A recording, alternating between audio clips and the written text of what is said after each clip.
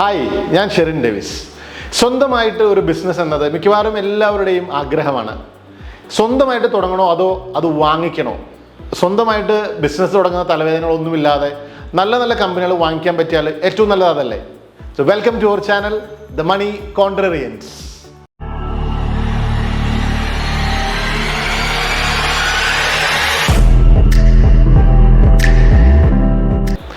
സ്വന്തമായിട്ടൊരു ബിസിനസ് തുടങ്ങാൻ നമുക്ക് പറ്റിയില്ലെങ്കിലും നമുക്കൊരു ബിസിനസ്സിൻ്റെ ഓണർ ആവാനായിട്ട് സാധിക്കും. കാരണം വിൽക്കാൻ തയ്യാറായിട്ട് ഒരുപാട് ബിസിനസ് ഓണേഴ്സും വാങ്ങിക്കാൻ തയ്യാറായി അവരെ കാത്തിരിക്കുന്ന ഒരുപാട് ആളുകളും ഉള്ളൊരു സ്ഥലമാണ് സ്റ്റോക്ക് മാർക്കറ്റ്. ഇന്ത്യയിൽ ഓപ്പറേറ്റ് ചെയ്യുന്ന എല്ലാ സെക്ടറിലുമുള്ള മിക്കവാറും എല്ലാ ഇൻഡസ്ട്രികളും ഇവിടെ നിങ്ങൾക്ക് മേടിക്കാൻ കിട്ടും. അപ്പോൾ സ്വന്തമായിട്ട് ഒരു ബിസിനസ് തുടങ്ങുമ്പോൾ ഉണ്ടാകുന്ന ഒരു തരത്തിലുള്ള ബുദ്ധിമുട്ടുകളും ഇങ്ങനെ വരുമ്പോൾ ഉണ്ടാകില്ല.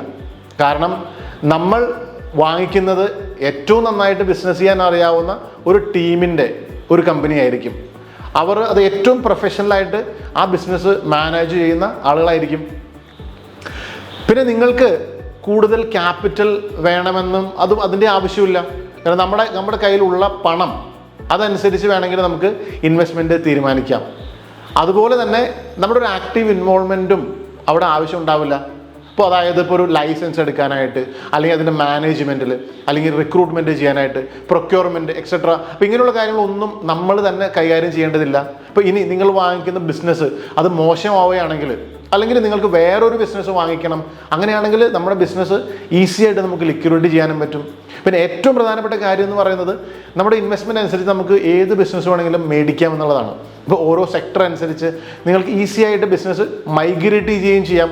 ഇപ്പോൾ ഉദാഹരണമായിട്ട് ഇപ്പം നമുക്ക് ആദ്യം എൻ്റർടൈൻമെൻറ്റ് ഇൻഡസ്ട്രിയിൽ ഇപ്പോൾ തിയേറ്റർ ബിസിനസ്സാണ് നമുക്ക് ഇഷ്ടമെങ്കിൽ, അല്ലെങ്കിൽ പ്രോഫിറ്റബിലിറ്റിക്ക് ഏറ്റവും സാധ്യത അതാണെങ്കിൽ നമുക്കത് മേടിക്കാം. ഇനി അതിൻ്റെ സാധ്യതകൾ തീരാറാകുമ്പോൾ നമുക്ക് പവർ സെക്ടർ ആണ് ഇഷ്ടമെങ്കിൽ നമുക്ക് ആ പവർ സെക്ടറിലേക്ക് നമുക്ക് മൈഗ്രേറ്റ് ചെയ്യാം. ഇതിനൊന്നും അധികം സമയം വേണ്ട. അധികം പണം നഷ്ടം വരാനും സാധ്യതയില്ല. ഇപ്പോൾ ഇവിടെ നമ്മൾ തന്നെ ഒരു ബിസിനസ് ആണെങ്കിൽ ഇപ്പോൾ അത് ലിക്വിഡേറ്റ് ചെയ്യാനായിട്ട് അത് അത്ര ഈസി ആയിട്ട് പറ്റണമെന്നില്ല. പിന്നെ അതുകൂടാതെ ഇപ്പോൾ നമ്മുടെ ഒരു ഫാക്ടറിയോ എന്തെങ്കിലും നമ്മൾ ലിക്വിഡേറ്റ് ചെയ്യാൻ ശ്രമിക്കുമ്പോൾ നമുക്കതിന് സ്ക്രാപ്പിൻ്റെ വില മാത്രമേ കിട്ടുകയുള്ളൂ. പിന്നെ ഒരു കാര്യമുള്ളതെന്ന് പറഞ്ഞാൽ ഇവിടെ ഏത് ഇൻഡസ്ട്രിയും നമുക്കിവിടെ അവൈലബിൾ ആണെന്നുള്ളതാണ്. ഉദാഹരണത്തിന് aviation industry, transportation, EV, power generation, power transmission, fashion, textile, restaurant, theatres, film production etcetera. ഇങ്ങനെ പറയാനാണെങ്കിൽ ഒരുപാട് ഇൻഡസ്ട്രികൾ നമുക്ക് പറയാനായിട്ട് പറ്റും ഇവിടെ. അടുത്തൊരു കാര്യം എന്നത് അതായത് പ്രോഫിറ്റബിലിറ്റി വളരെ കൂടുതലാണെന്നതാണ്. പിന്നെ അതുകൂടാതെ ക്യാപിറ്റൽ നമുക്ക് മോസ്റ്റ് ഈസി ആയിട്ട് നമുക്ക് ലിക്വിഡേറ്റ് ചെയ്യാം.